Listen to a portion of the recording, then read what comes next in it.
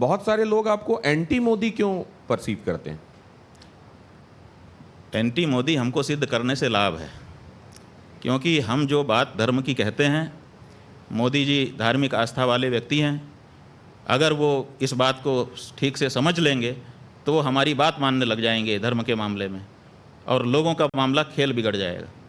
इसीलिए लोग अपना खेल ना बिगड़ जाए, इसलिए मोदी जी के कान भरे रहते हैं कि ये आपके खिलाफ का व्यक्ति है। ये बात है, इसमें साजिश है हमारे खिलाफ भी और मोदी जी के खिलाफ भी। नहीं, वो तो ये कहते हैं कि अगर मोदी जी काशी कॉरिडोर बनाते हैं तो वो मुक्तेश्वरानंद भाई के खिलाफ दिखाई देते हैं। कॉरिडोर बनाएं, हम स्वागत करेंगे मोदी जी का, लेकिन समस्या ये है कि कॉरिडोर बनाने के नाम पर, एक मंदिर को अच्छा करने के नाम पे 150 मंदिर तोड़ दें।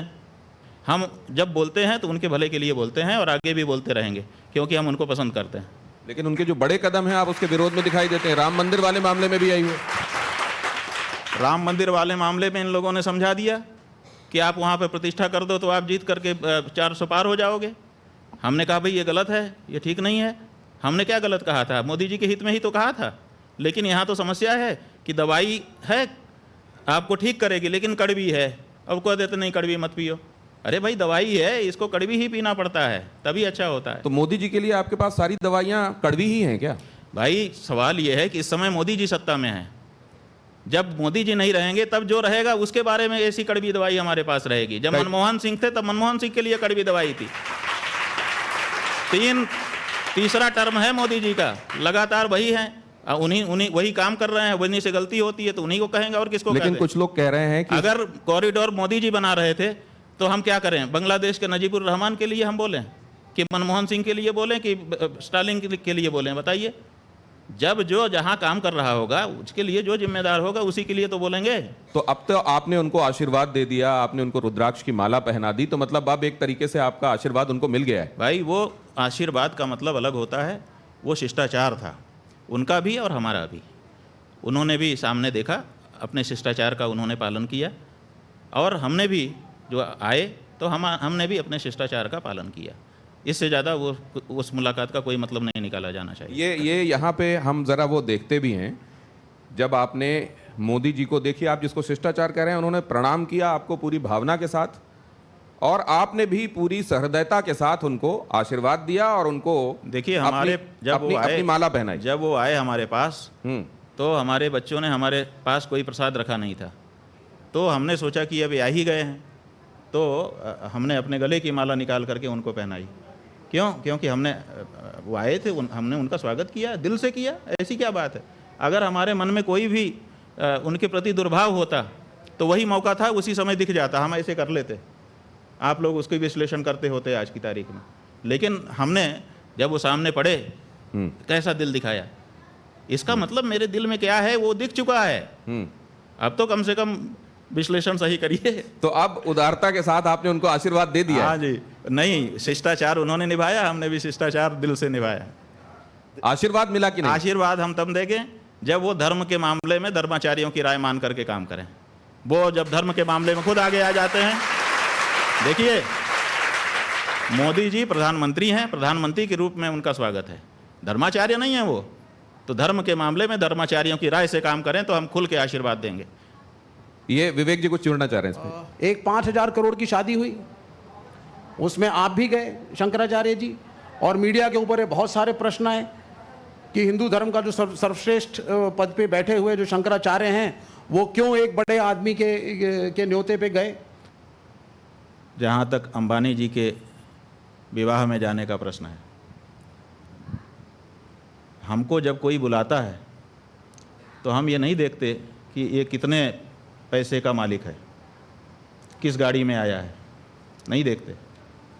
उसके भाव देखते हैं और भाव देख करके जाते हैं।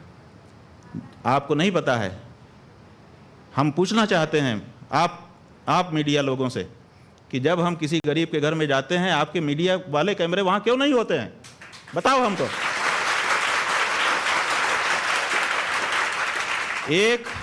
एक अंबानी के विवाह में हम गए, आप हमसे प्रश्न पूछ रहे हो। 1000 गरीबों के घर में हम जा चुके हैं अभी तक। हमारे तो लाखों लोग हैं, अगर कहोगे हम एक जगह से खड़ा कर देंगे, 1 लाख से कम लोग निकल जाएं अगर हमारे स्वयं के, जिनके घर में बिस्तर नहीं था बैठने के लिए, चबूतरे पर बैठे हुए हैं। हम जाते हैं और उसी खुशी से जाते हैं जिस खुशी से हम उनके यहाँ गए, और उसी हृदय से आशीर्वाद देते हैं। विवेक जी असल में मीडिया वाले नहीं हैं, लेकिन गुरुदेव ने मीडिया के ऊपर ये आरोप लगाया है, तो एक निवेदन मैं ये करता हूं गुरुदेव कि हमको अगर कभी ये पता चलेगा कि आप किसी गरीब की कुटिया में जाने वाले हैं, अगर हमको सूचना मिल जाएगी तो हमारे कैमरे निश्चित रूप से वहां पहुंचेंगे कि एक शंकराचार्य किसी गरीब की कुटिया में पहुंच रहे हैं, हमारे लिए ये बहुत बड़ी खबर निश्चित रूप से होगी और हम उसको दिखाएंगे। लेकिन अगर आपको कभी ऐसा अनुभव हुआ है तो निश्चित रूप से आपको कहने के लिए अपनी तरफ से आप कह ही सकते हैं, लेकिन हमको कैमरा नहीं चाहिए कहीं पर। लेकिन स्वामी जी, जब भगवान की प्राण प्रतिष्ठा हुई भगवान राम की उस दिन, न जाने हिंदुस्तान में कितने सारे लोग अश्रुपूरित थे, भाव विवल थे, उसमें संत समाज भी था। आपको नहीं लगता कि जो थोड़ी बहुत कमी रह गई होगी वो अश्रु अपने आप वो धो रहे थे उस दिन, क्योंकि ये 500 सालों का इंतजार था? देखिए, 500 सालों का जो इंतजार है, आप बहुत देर से भूखे हो तो क्या कच्चे ही खा लोगे? कम से कम पका के तो खाओ, नहीं तो पेट में जाकर के दर्द हो जाएगा। बुभुक्षितः किम द्विकरेण भुंक्ते, बहुत ज़्यादा भूखे हो तो 2 हाथ से थोड़े खा सकते हो, मुंह तो एक ही है। इसलिए एक कवर को खा के उसको चबा करके तब अगला कवर डालना पड़ता है मुंह में।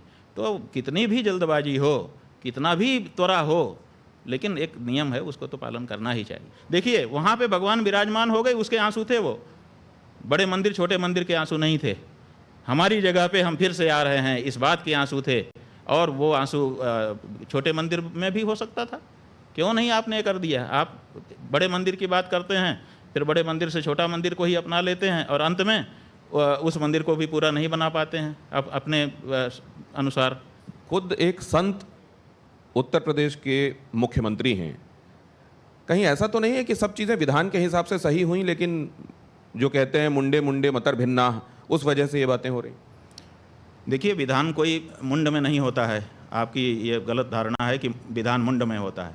विधान पहले से लिखा हुआ होता है। अंबेडकर चले गए, नेहरू चले गए, राजेंद्र प्रसाद चले गए, 176 लोग जिन्होंने संविधान सभा में काम किया था, उनके हस्ताक्षर संविधान के अंत में हैं, वो सब चले गए, लेकिन संविधान जहाँ का तहाँ है। तो मुंड में मति होती है, ऐसा नहीं है। मुंड में विधान नहीं होता, विधान तो सामने लिखा हुआ होता है। मुंड तो उसकी समयानुसार व्याख्या करता है। इतनी छूट है मुंड को कि अपने समय के अनुसार तुम व्याख्या कर लो, लेकिन मुंड को लाइन अपने अनुसार क्रिएट करने की छूट नहीं है कहीं पर भी।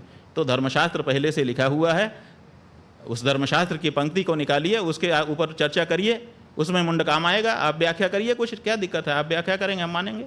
लेकिन व्याख्या करने के लिए कौन आया? किसने पंक्ति बताई कि हाँ यहाँ ये पंक्ति है? पंक्ति तो पंक्ति है, आपको व्याख्या करने की मुंड में छूट है, इससे ज़्यादा छूट नहीं है। तो जब मुख्यमंत्री आपको एक संत दिखाई देते हैं तो क्या ये बात आपको आश्वस्त नहीं करती कि चीज़ें सब विधान के हिसाब से ही हो रही होंगी? देखिए, बात यह है कि संत क्या और असंत क्या, जो जिस गद्दी पे बैठा है उस गद्दी की अपनी मांग होती है। जो जहाँ पर बैठा है, वो मुख्यमंत्री हैं इस समय। आप लोग उनको संत भी कहते हैं, हमको अच्छा नहीं लगता है। वो महंत और राजनेता दोनों एक साथ कोई नहीं हो सकता, न्याय नहीं कर पाएगा, इसलिए क्योंकि संत की जो गद्दी है उसकी अलग बात है, और जो राजनेता की गद्दी है, मुख्यमंत्री की गद्दी है, उसकी एक अलग बात है, उसकी अपनी मांग है। देखिए, हम हिंदू हैं, हम हिंदू धर्म के अनुसार रहेंगे, हमको छूट है, लेकिन हम जब राजा बन जाएंगे तब हम सबके बाप हो जाएंगे, सबके पिता, पालक, सबके प्रति हमारे समान भाव होंगे, तब हिंदू मुस्लिम हमको नहीं दिखेगा। तो दोनों की अपनी प्रकृति है। तो आप विरुद्ध प्रकृति की 2 गद्दियों पर एक साथ कैसे बैठ सकते हो? आप या तो मुख्यमंत्री रहोगे या तो महंत रहोगे।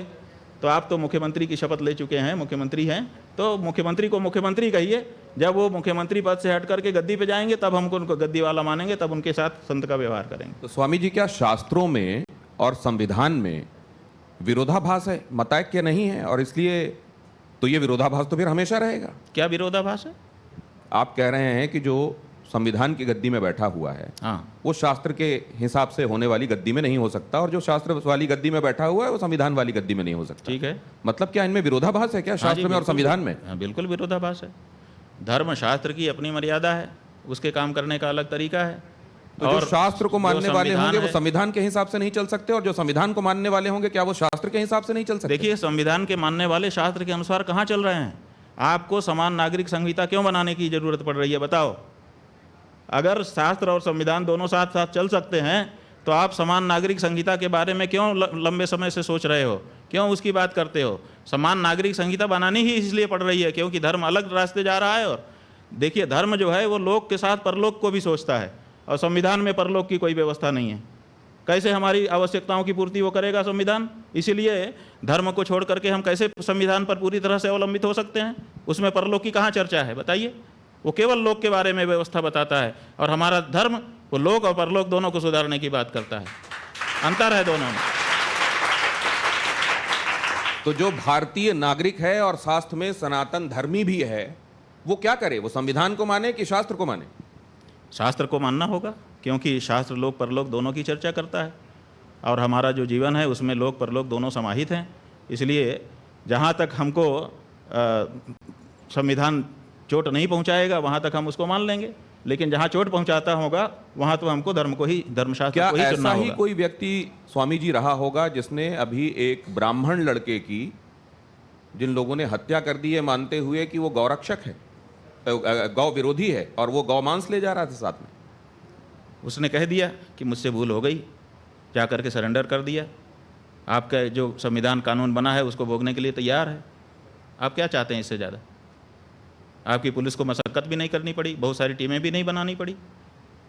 वो तो स्वयं सामने आ गया, आकर के उसने समर्पण कर दिया कि मुझसे भूल हो गई, गलती हो गई, और मैं तैयार हूँ, जो आपका कानून है उसके अनुसार मुकदमा चलाइए, सजा दीजिए। तो गौ रक्षा के लिए जो लोग कानून हाथ में लेते हैं वो आपके हिसाब से ठीक करते हैं? भाई, गौ रक्षा के लिए कानून हाथ में लेने के लिए हमको आदेश है। हमारे शास्त्र कहते हैं कि गौ हत्यारे को गोली मार दो, है आदेश। हमने अपने मन पे पत्थर रखा है और भारत की सरकार से अपेक्षा की है कि ये हमारे हृदय पर जो चोट है उसको दूर करेंगे। कानून दूर नहीं कर रहा है तो आखिर हिंदू कब तक ये सहता रहेगा? 75 से ज़्यादा साल हो गए, हम छाती पे पत्थर रख करके बैठे हैं कि हमारी माँ को मारा जा रहा है, कानून कुछ न कुछ हमारी मदद करेगा। लेकिन स्वामी जी, सड़कों पे गाय घूमती हैं। भाई, सड़कों पे गाय क्यों घूम रही है? सुन लीजिए जरा। क्योंकि आपने उसको पशु घोषित कर रखा है। और नहीं, और कूड़ा उसको पशु सूची से हटाइए, नहीं घूमेगी, हम गारंटी ले रहे हैं। हाँ, आपके कैमरे के माध्यम से रिकॉर्डिंग कर लीजिए। वो ठीक है, आप उसको पहले पशु सूची से हटा दीजिए, हम गारंटी ले रहे हैं, हम गारंटी ले रहे हैं, रिकॉर्डिंग करके रख लीजिए। लेकिन आप उसको पशु सूची से हटाइए। प्रेम कुमार जी को एक बार ले आऊं, उसके बाद अपनी जी से आप आइए। एक्स्ट्रा कॉन्स्टिट्यूशनल नहीं हो जाएगा अगर हर नागरिक, हर धर्म, आप तो हिंदू धर्म के हर नागरिक नहीं, बहुमत। देखिए, आप हर नागरिक हमारी बात मत करिए जी। जो बहुमत का फैसला होता है आप वाले सिस्टम में वही माना जाता है। जिसके पास एक ज्यादा वोट आ जाएगा वो लाखों वोटों को व्यर्थ बना करके स्वयं जीत जाएगा। लेकिन कॉन्स्टिट्यूशन क्या है? बहुमत ही तो कॉन्स्टिट्यूशन है। पुलिस, बहुमत अगर होगा कॉन्स्टिट्यूशन बदल लोगे आप। लेकिन गौरक्षक दल, कॉन्स्टिट्यूशन बदलने के लिए 400 पार की बात कही जा रही थी ना। आपके पास बहुमत हो, कॉन्स्टिट्यूशन भी बदल लीजिए। आपने 100 बार से ज्यादा बदल लिया है कॉन्स्टिट्यूशन को बहुमत के कारण, तो आप बहुमत की आवाज को कैसे दबा सकते हैं? ये बहुमत की आवाज है कि गाय की हत्या नहीं होनी चाहिए, बहुमत की आवाज है, आप इसकी उपेक्षा नहीं कर सकते। लेकिन इस देश में कोर्ट भी है, वकील भी है, कोर्ट है, पुलिस तो भी हम है। कहाँ कह रहे हैं? तो गौरक्षक दल अगर इनको साइड करके खुद न्याय करने लगेंगे, हाँ, खुद न्याय करेगा, आप अपने कानून के है। अनुसार उनके ऊपर मुकदमा चलाइए। हम उसको मान रहे हैं कि हम जिस देश में हैं उसका कानून मानेंगे। हम भारत में हैं, भारत का जो कानून है कि अगर हमने हत्या की है तो उसके लिए हमको दंड जो तय मिले, वही तो हम कह रहे हैं कि उस व्यक्ति से गोली चल गई, उसने कहा कि मैं मुझसे गलती हो गई है, इससे ज्यादा क्या करेगा वो? स्वामी जी, लेकिन वो कानून को पालन ही तो कर रहा है, और क्या कर रहा है? स्वामी जी, अगर आप कह रहे हैं कि शास्त्र के हिसाब से चलना चाहिए तो दूसरे धर्मों के भी तो शास्त्र हैं, वो अपने हिसाब से चलेंगे। हाँ, तो चले ना, कहाँ मना कर रहे हैं हम? कहाँ मना कर रहे हैं? बिल्कुल हम यही चाहते हैं कि वो भी अपने शास्त्र के अनुसार चलें। क्यों नहीं अपने शास्त्र के अनुसार चलते हैं? उनके शास्त्र में लिखा रहा है कि सबसे उत्तम निवास वो है जहाँ पर पूरी तरह से इस्लाम हो। तो पूरी तरह से जहाँ इस्लाम है वहाँ क्यों नहीं चले जाते हैं? बताओ, हमारे बीच में क्यों रह रहे हैं वो? यही तो सवाल है। वो पूरी तरह से अपने धर्म का पालन करें, इसी के लिए 57 देश बना लिए उन्होंने। नहीं, लेकिन देश तो और अपने चले जाएं वहां पे पालन करें। और वक्फ बोर्ड के नाम पे जहां पे नहीं है वहां चले जाएं और जमीनों को एनक्रोच कर लें। क्या चीज? वक्फ बोर्ड के नाम पे जमीनें भाई इनको हमारा वही कहना है कि उनको ऐसे जहां पर उनके धर्म के अनुसार का वातावरण नहीं, उनको क्यों रहना चाहिए, विशेष करके तब जब धर्म के नाम पे उन्होंने हमारे देश का एक टुकड़ा बांट लिया। तो फिर वो दारुल हरम वाला जो कॉन्सेप्ट है वो फिर उसका क्या? वही हम कह रहे हैं कि उनको अपने धर्म के अनुसार रहने की छूट है, लेकिन वो अपने वातावरण में जाके करे, वो हमारे वातावरण में हमको रहने दे। प्रेम कुमार जी को लाता हूं मैं इसमें। प्रेम कुमार जी। शंकराचार्य जी ने कई हेडलाइंस दिए हैं आज की बातचीत में। गो हत्या क्या है?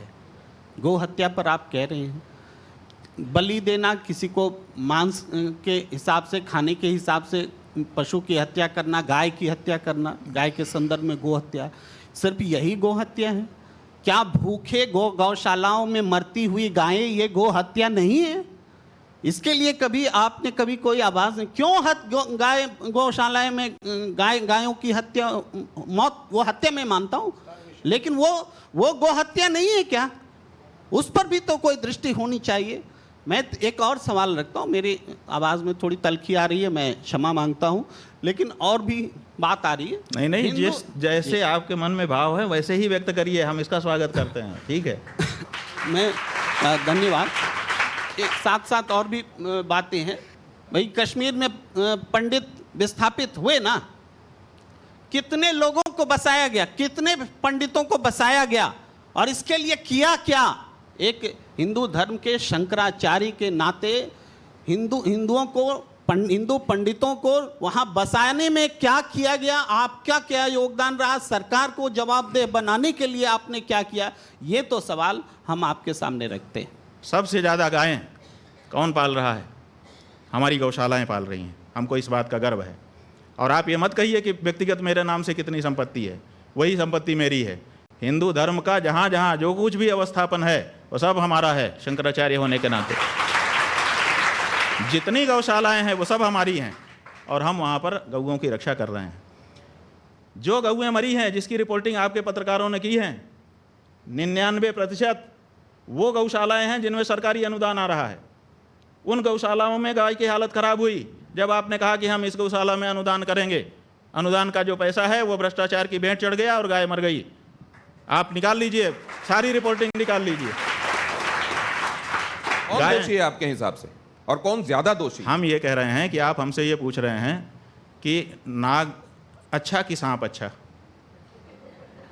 बताइए। आप ऐसा फंसा रहे हैं कि किसी का भी नाम ले दें और हमको काट ले। ये दोनों तरफ हम कह रहे हैं ना, 78 साल से ये पीड़ा हमारी किसी ने वो कह रहे हैं कि नाग अच्छा या सांप अच्छा पूछने के पीछे एक कारण है। अब निजेश जी क्या कारण है? हाँ, क्या कारण? अभी आप सर्वाधिक प्रतिष्ठित पद पर हैं आप, लेकिन संन्यास धर्म करने से पहले, स्वीकार करने से पहले आपका एक पार्टी से संबंध रहा, तो शायद नहीं, ये भी हमारा किसी पार्टी से कोई संबंध नहीं रहा। शायद आपने छात्र संघ का चुनाव, हाँ वो ठीक है, वो छात्र संघ का चुनाव लड़ा आपने संपूर्णानंद संस्कृत विश्वविद्यालय में। एक पार्टी से मतलब एक पार्टी की छात्र इकाई के उससे टिकट से लड़ा था। सही है, तो ये एक कारण है।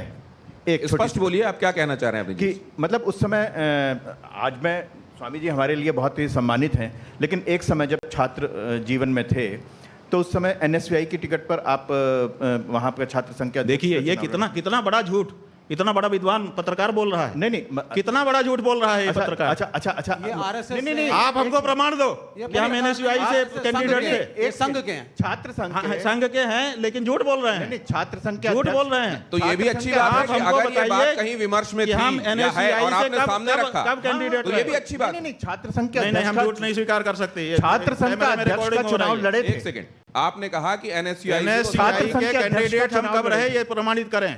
छात्र संघ के अध्यक्ष का नहीं तो माफी मांगे झूठ फैलाने के लिए। छात्र संघ के अध्यक्ष का काम कर रहे हैं, गलत बात है ये। पार्टी झूठ नहीं बोलना चाहिए।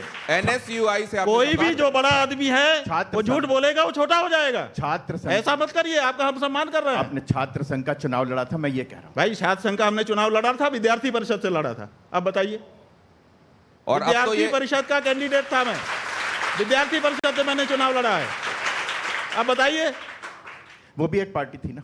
ठीक है, पार्टी थी, हम कहाँ वो भी एक पार्टी थी ना सर? हम तो झूठ बोलने पर आपको कह रहे हैं। नहीं, वो भी एक राजनीतिक दल ठीक है, तो ये तो और भी, क्योंकि विमर्श ये चलाया जा रहा है, आप लोग ये बताते हैं कि ये छात्र इकाई है, राजनीति से इसका कोई लेना देना नहीं। ज्ञानशील एकता परिषद की विशेषता, ज्ञानशील और एकता के लिए हम परिषद में गए थे, राजनीति करने के लिए नहीं गए थे। और आप अगर विद्यार्थी परिषद के ऊपर ये कहते हैं कि वो भी राजनीति की इकाई है, तो आप इसका मतलब कि अभी रहस्य ही नहीं जानते हैं।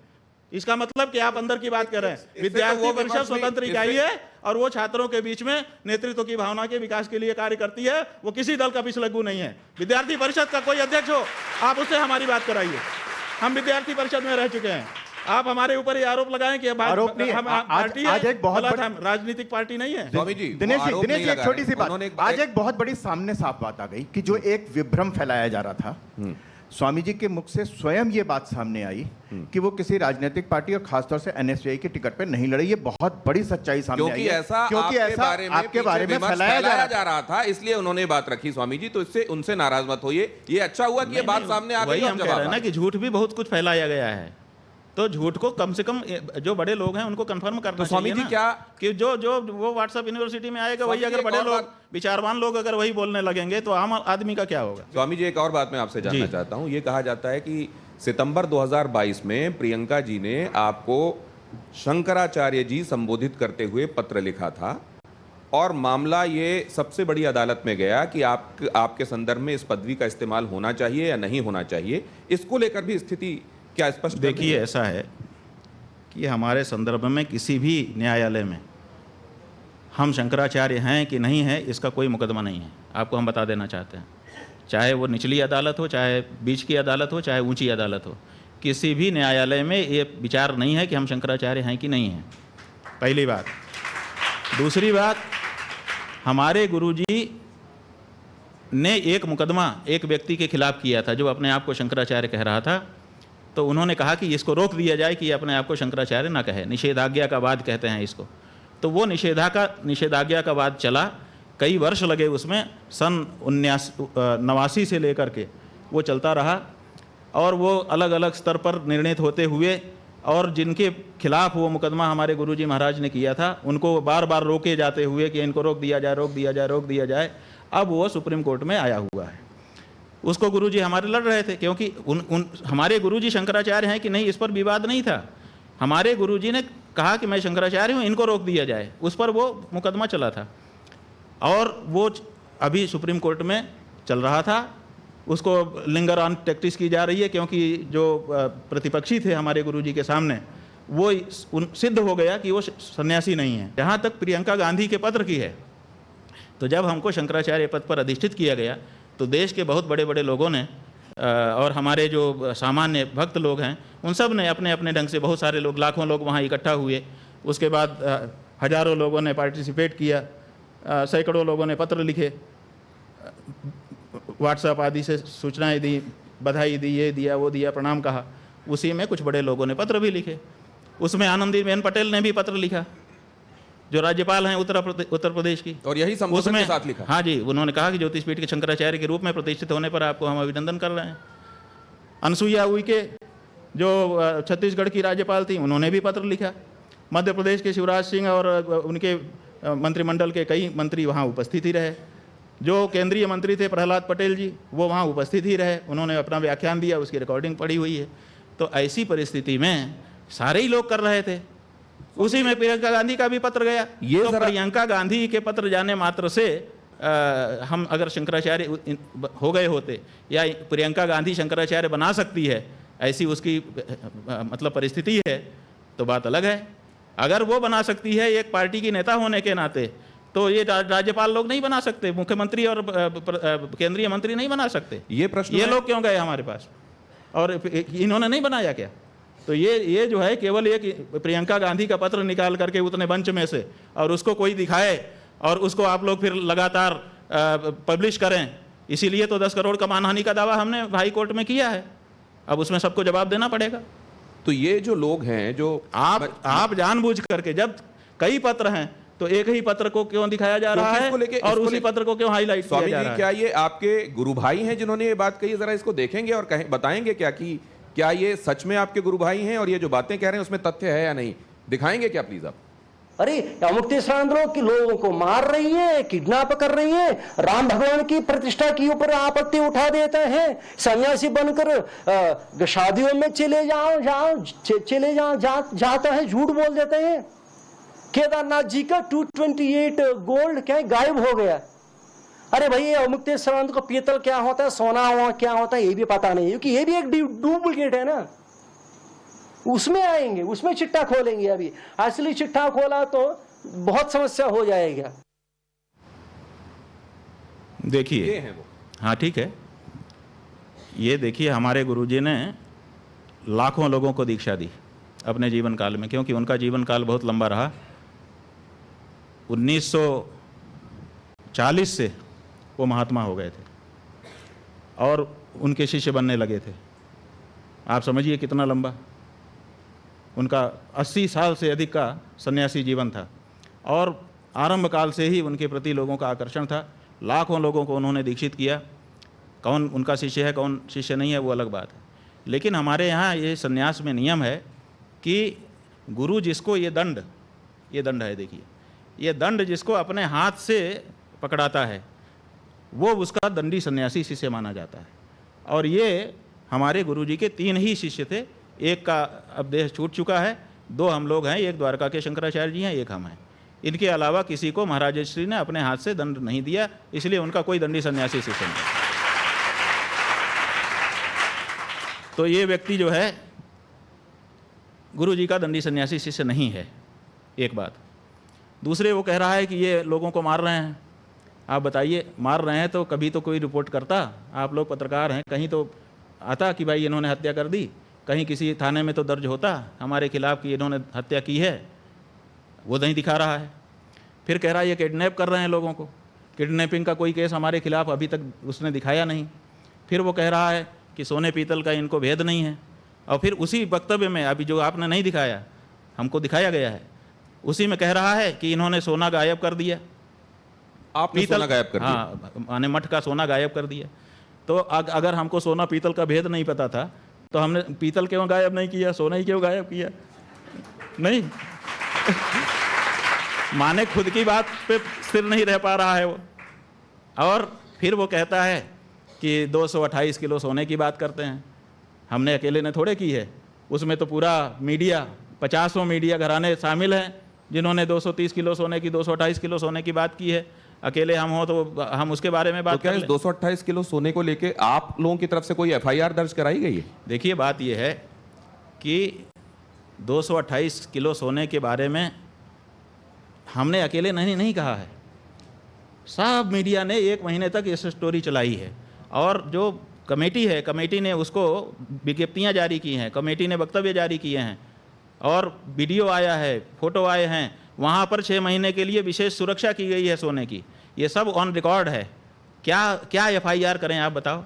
हमारा ही मंदिर है भाई, शंकराचार्य के रूप में हमारा मंदिर है बद्रीनाथ केदारनाथ। शंकराचार्य जी ने उसका उद्धार किया है और हमारी ही कमेटी है। हम किसके खिलाफ एफआईआर करें?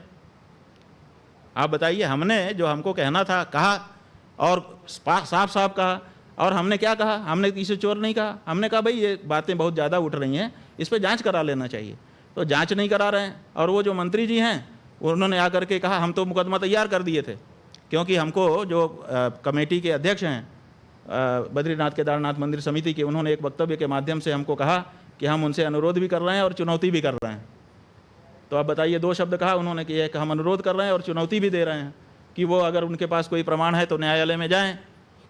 तो हमने सोचा कि भाई अब इसमें से कौन सा शब्द पकड़ें, तो हमने अनुरोध वाला पकड़ा कि उन्होंने अनुरोध किया है, चुनौती तो उनकी क्या हम स्वीकार करें, कोई विद्वान होता तो स्वीकार कर दे।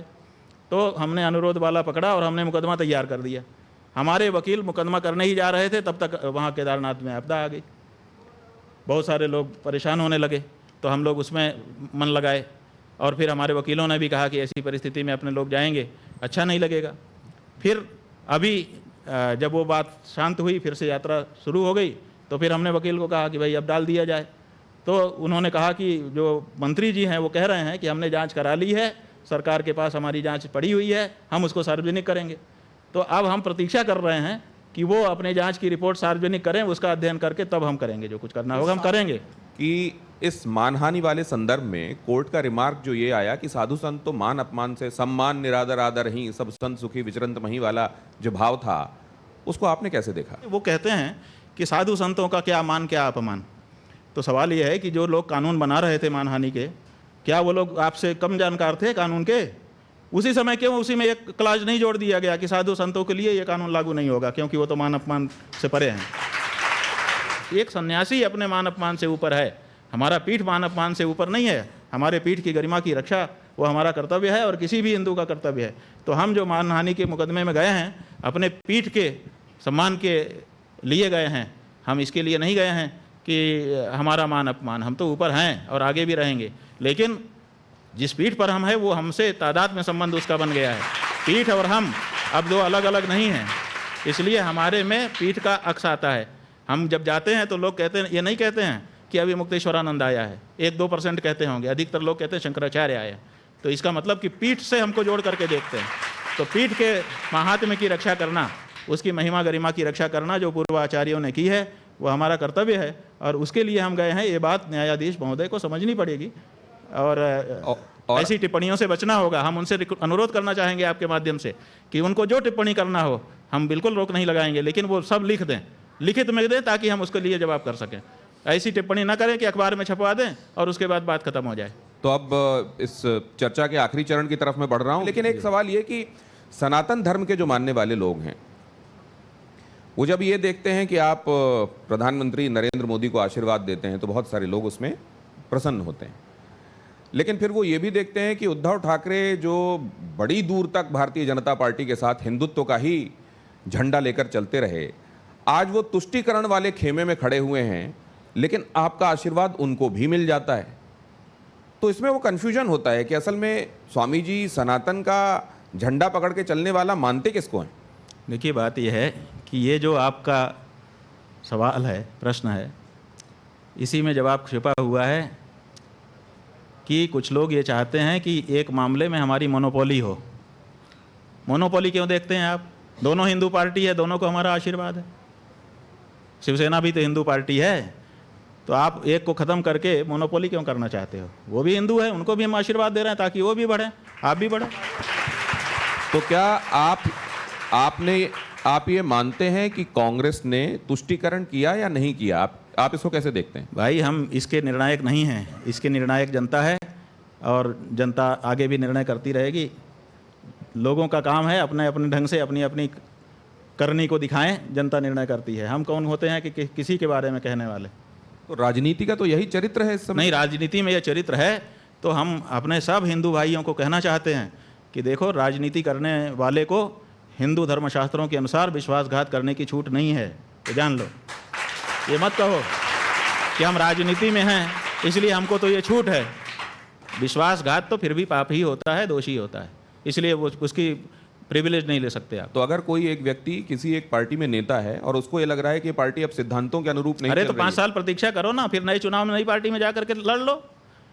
तुम आए थे बिना सोचे विचारे आ गए थे, आंख बंद करके, नींद में आ गए थे कि नशे में आ गए थे पार्टी में? जिस समय चुनाव लड़ रहे थे उस समय सब ठीक था और बाद में अचानक तुमको लगता है कि ये पार्टी ठीक नहीं है, इसके विचार ठीक नहीं है, अब वो जिसका हमने विरोध किया वो पार्टी ठीक हो गई। अगर वो भी ठीक हो गई, तुम्हारे मन में कोई बात आ गई, अंदर जाने पर तुमने देख लिया, मान लो, तो कम से कम जब जिसके साथ आए हो अगले स्टेशन तक तो ट्रेन में ही रहोगे कि बीच में कूद जाओगे?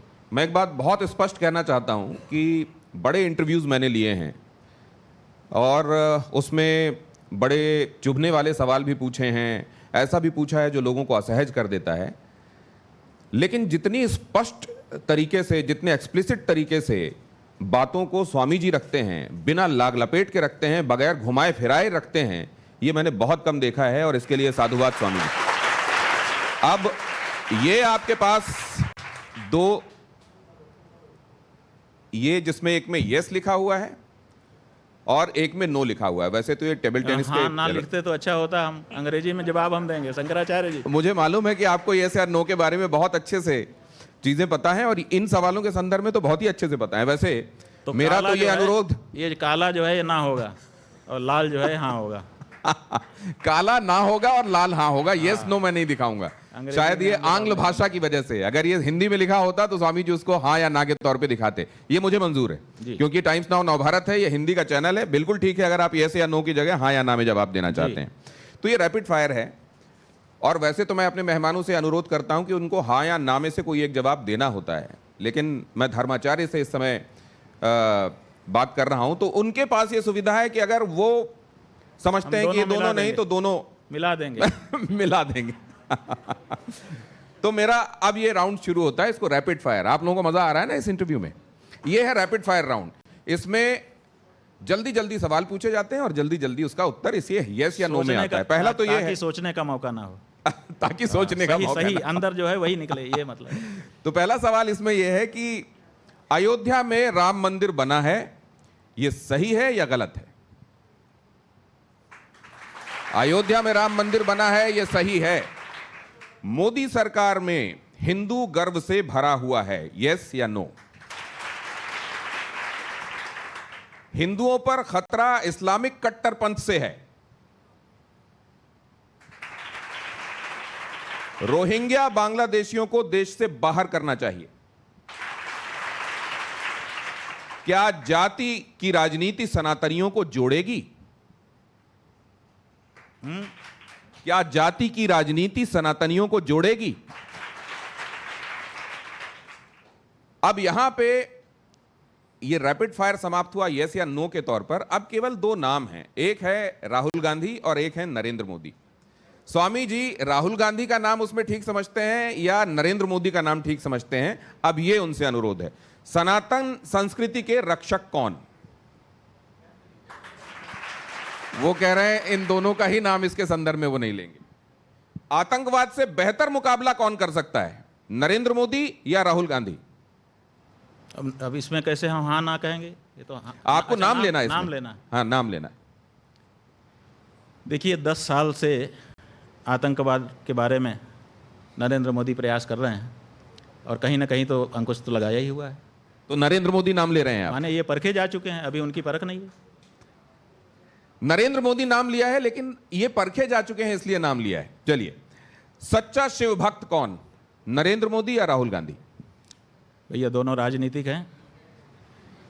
शिव भक्त तो जो होगा, देखिए शिव भक्त का पहचान क्या है? शिव भक्त की पहचान यह है कि भगवान शिव का अभिषेक गाय के दूध से होता है। भगवान शिव की जो ध्वजा है उसके ऊपर बैल का चिन्ह बना हुआ है, वृषभ ध्वज। तो जो गाय की हत्या रोके वो शिव भक्त है, उसके अलावा सब दिखावा है। राष्ट्र, अर्थ और धर्म के लिए किसकी नीति ज्यादा कारगर है, राहुल गांधी या नरेंद्र मोदी? देखिए एक की पहचान हुई है, दूसरे की अभी हुई ही नहीं है, हम कैसे बोल दें? दोनों के परख होने के बाद ही ऐसे प्रश्न का जवाब दिया जा सकता है। 2029 में अगला प्रधानमंत्री कौन, राहुल गांधी या नरेंद्र मोदी? जिसको देश की जनता चाहेगी। For more of such videos, do like, share and subscribe to ET Now Swadesh.